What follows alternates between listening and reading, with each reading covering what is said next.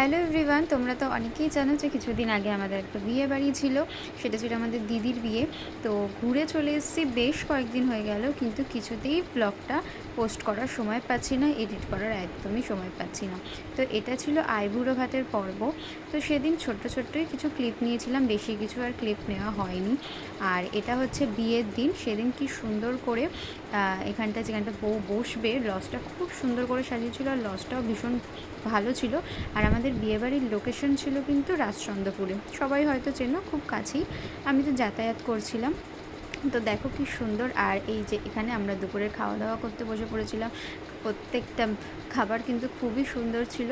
তো এরপর যেহেতু বিয়েটা ছিল একদম লগ্ন ছিল খুবই বিকেল সন্ধেবেলা টাইপের মধ্যে, সন্ধেবেলার মধ্যে। তো সেই কারণে বর খুব তাড়াতাড়ি চলে এসেছিলো। তো বরকে এখানে বরণ করে নেওয়া হচ্ছিল। তো তারও কিছু ক্লিপ আমি তোমাদের সাথে দেখিয়ে দিলাম। বাঙালি বিয়েবাড়িতে তো একটু দেরি হবেই, 6টা বললে সবাই 7টা বাজাবেই। কিন্তু যেহেতু লগ্ন খুব তাড়াতাড়ি, তাই বড় অনেক বিকেল প্রায় 4টের মধ্যে চলে এসেছিলো। কিন্তু তখনও কারোরই রেডি হয়নি। তো যে যারা রেডি ছিল তারা গিয়েই বরণটা করা হয়েছিল। তো বরকে বরণের ভিডিও কিছুটা করে নিয়ে আমি খেয়ে দিয়ে এখানে চলে এসেছিলাম ছোট্ট করে একটা ভিডিও করে নিতে। আর কি সুন্দর চারিপাশে বড় বড় মিরর লাগানো ছিল, দেখেই ফটো তুলতে ইচ্ছা করছিল।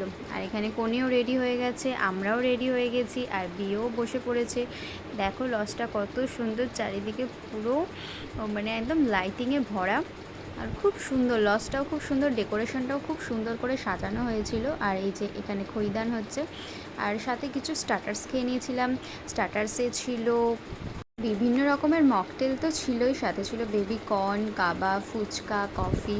তো আমি শুধু একটুখানি বেবিকর্ন আর কাবাব খেয়েছিলাম, আর এই একটা ছোট্ট মকটেল। আর এই যে আমার বরমশাই, ওর সাথে একটু ভিডিও করে নিয়েছিলাম। তারপর রাতে সবাই মিলে বসে পড়েছিলাম একদম খাওয়া দাওয়া করতে। পেট পুজো তো অবশ্যই করতে হবে।